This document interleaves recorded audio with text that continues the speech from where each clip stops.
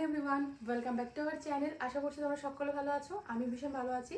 আজকে অনেক দিন পর একটা লং ভিডিও নিয়ে চলে আসলাম। তো এইমাত্র ঘুম থেকে উঠেছি। সারাদিন কি করে না করি সবটা তোমাদের সঙ্গে এই ভিডিওতে শেয়ার করব। আশা করি তোমাদের ভালো লাগবে। আর ভেবেছি এখন থেকে প্রতিদিন না পারি 1-2 দিন পর পর একটা করে তোমাদের সঙ্গে বড় ব্লগ ভিডিও শেয়ার করব। তো এখন বাজে হচ্ছে 7:15 মতো। উঠে শুধু ফ্রেশ হয়েছি। এখন কিচেনে যাব, কিচেন ক্লিন করে সবার জন্য চা করব। আর আজকে হচ্ছে শুক্রবার, এতদিন তো অম্বুবাচী ছিল, আজকে ছেড়ে যাবে আর কি, 9টা কততে জানি। তো চলো এখন কাজকর্মে লাগা যাক।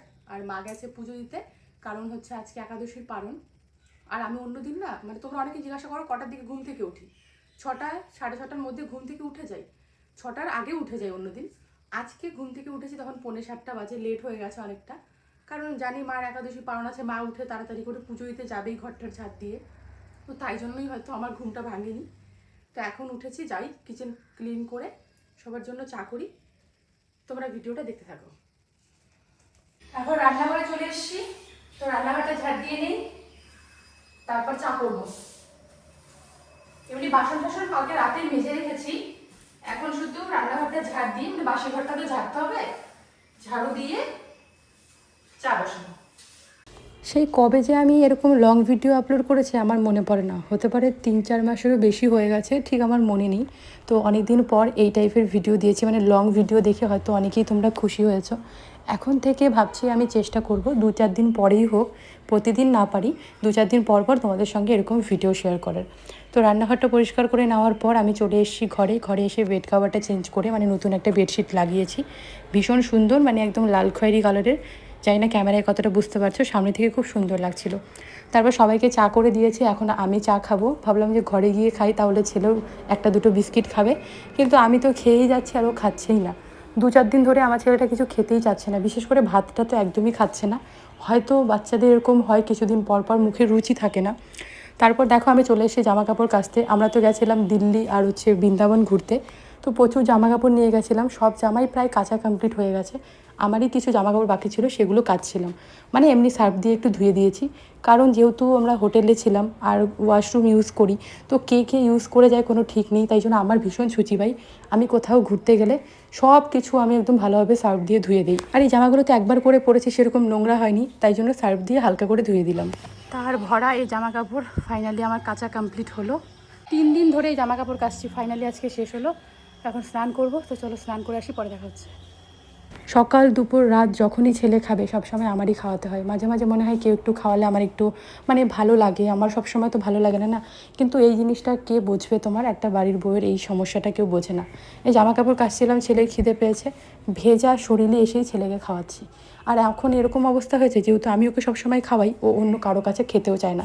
যদি সবাই খাওয়াতো তাহলে হয়তো সবার কাছে ও খেত। বাবা গেছিলো বাজারে, বরেলি মাছ, চিংড়ি মাছ, কাতলা মাছ এনেছে। স্নান করে আমি মাথাটাও চিউনি করিনি, শুধু নাইটি পরে চলে এসেছি রান্না করতে, কারণ এদিকে রান্না না হলে দেরি হয়ে যাবে। এইভাবেই চলছে আমার সংসার জীবন। এই সুন্দর ড্রেসটা পরেছিলাম, অ্যাকচুয়ালি একটা ভিডিও শ্যুট ছিল।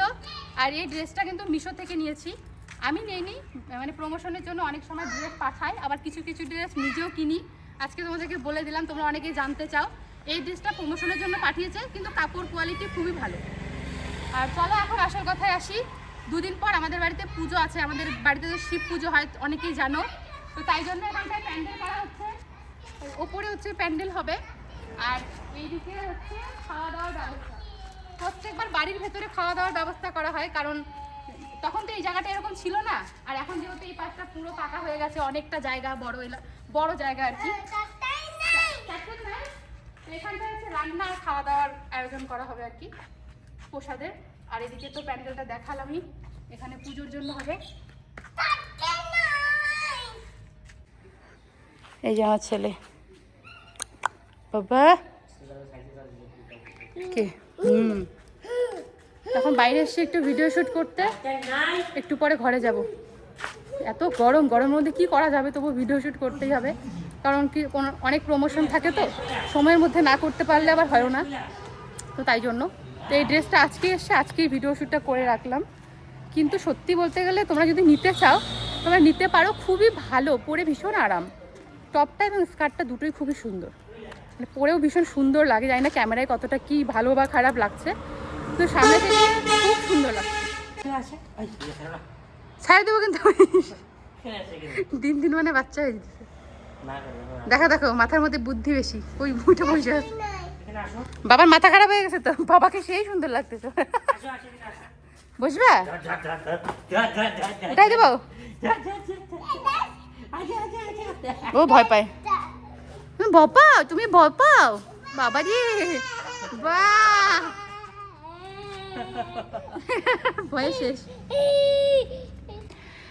রাতে হবে রুটি সবজি, তো এখানে সবজি নিয়ে আসলাম, ঘরে বসে বসে মানে সবজিগুলো বানাবো, কারণ এখানে বাবু আছে আর মা তো বাড়িতে নেই, নেমন্তন্ন করতে গেছে বাড়িতে। দুদিন পর পুজো, গাড়ি ফেলেছে আর গাড়ি দিতে বলছে, দুদিন পর পুজো, তো নেমন্তন্ন করতে গেছে। আমি এদিকে সবজি নিয়ে এসেছি, সবজিটা কেটে রেডি করি, মা তখন চলে আসবে। হ্যালো বন্ধুরা, কালকে আর তারপর ভিডিওটা আমি আর কন্টিনিউ করিনি, তো আজকে তোমাদের সঙ্গে দেখা হচ্ছে সন্ধেবেলা, মানে কালকের ভিডিও আজকে সন্ধ্যাবেলা আবার দেখা হচ্ছে। অ্যাকচুয়ালি আজকেও আমার প্রচুর মানে প্রমোশনের ভিডিও শ্যুটের চাপ ছিল, তো সেগুলো কমপ্লিট করেছি, তো সারাদিন আর ব্লগ শ্যুট করার আমি এনার্জি পাইনি। তো আমার আজকে প্রচুর পার্সেল এসছে মিশোর থেকে আর কি, সেগুলোরই আজকে 3-4টা প্রমোশন করেছি। তো এই দেখো আমার সোপার অবস্থা, দেখো আজকে আমি 3টের মতো ড্রেসের ভিডিও করেছি, তো এখনও প্রচুর পার্সেল আছে যেগুলো এক এক করে করবো সবগুলো আর কি ভিডিও। তো সময় আছে, 1 সপ্তাহের মধ্যে করলেই হলো। আর কি বলতো, মানে একটা জিনিস আমি নোটিস করেছি, যেটা হলো আমরা যখন অনলাইন থেকে কোনো ড্রেস অর্ডার করি, হঠাৎ কোনো ড্রেস কিন্তু ভালো হয় না, কাপড় কোয়ালিটি ভালো হয় না, বা জিনিসটা যেরকম দেখি আমরাও মানে ফ্লিপকার্ট হোক বা অ্যামাজন হোক বা মিশো হোক, যেরকম দেখি সেরকম সামনে হয় না। কিন্তু কি হয় বলো তো, আমি যত ড্রেস অর্ডার করেছি আমি কিন্তু যেরকম দেখেছি সেরকমই পেয়েছি, কারণ আমি রিভিউ চেক করেই নিই। আর আমাদেরকে যে প্রমোশনের জন্য প্রোডাক্টগুলো পাঠানো হয় ড্রেস আমি দেখেছি খুব ভালো হয় কোয়ালিটি। কেন বলো তো, আমরা না মানে ফটোতে দেখে বুঝতে পারি না যে কোন ড্রেসটার কাপড় কোয়ালিটি ভালো হবে বা খারাপ হবে, কিন্তু ওরা যে ড্রেসগুলো পাঠায় ওরা তো বুঝেই পাঠায়, ওরা কিন্তু জানে যে এই ড্রেসটার কাপড় কোয়ালিটি ভালো হবে। ওরা যে ড্রেসগুলো পাঠায় সত্যি মানে 10টার মধ্যে 8টা ড্রেসই ভালো কাপড় কোয়ালিটি হয়, এই জিনিসগুলো বেশ ভালো হয়। তো তোমরা যারা আমার ভিডিও দেখে ড্রেস নাও, আমি তাদেরকে বলবো কাপড় কোয়ালিটি নিয়ে একদমই মানে চিন্তা করো না, কারণ ড্রেসের কাপড় কোয়ালিটি খুব ভালো হয়, কারণ আমরা যেগুলো অর্ডার করি অনলাইন থেকে সেগুলোর থেকে ভালো হয়। আর দেখো যখন তোমরা একটা মানে কম টাকার জিনিস নেবে, যখন যেরকম কথাই আছে যেরকম টাকা খরচ করবে জিনিস সেরকম হবে। একটা 200 টাকার জিনিস নিয়ে তুমি যদি ভাবো যে 500 টাকার মতো রিভিউ চাও, তাহলে তো হবে না, না। যেরকম তুমি টাকা খরচ করবে প্রোডাক্ট সবসময় সেরকমই হবে। মিশোর থেকে তোমরা একটা কম প্রাইসে জিনিস নেবে, সেটা কাপড় কোয়ালিটি নিশ্চয়ই খারাপ হবে। যখন তোমরা একটু দামি দেখে নেবে সেটা ভালো হবে, কারণ আমি দেখেছি, আমি অনেক ড্রেস নিচ্ছি, তো আমি দেখেছি যেগুলো একটু কম প্রাইস সেগুলো একটু কাপড় খারাপ হবেই, যেগুলো একটু দাম দিয়ে নিচ্ছি সেই ড্রেসগুলো কিন্তু খুব ভালো হচ্ছে, একদম দোকানের মতোই হচ্ছে। তো চলো একটু প্রমোশনও করে দিলাম মিশোর আর কি, মানে আমি অনেস্ট রিভিউ দিচ্ছি যেটা সত্যি আর কি, কারণ এটা তো কোনো প্রমোশনের ভিডিও না, এটা আমার নর্মাল ভিডিও, তো এখানে আমি সত্যি কথাটাই বললাম। তো চলো অনেক বকবক করে নিলাম, আজকের ভিডিওটা এখানেই রাখি, কালকে দেখা হচ্ছে নতুন কোনো ভিডিও নিয়ে, টাটা।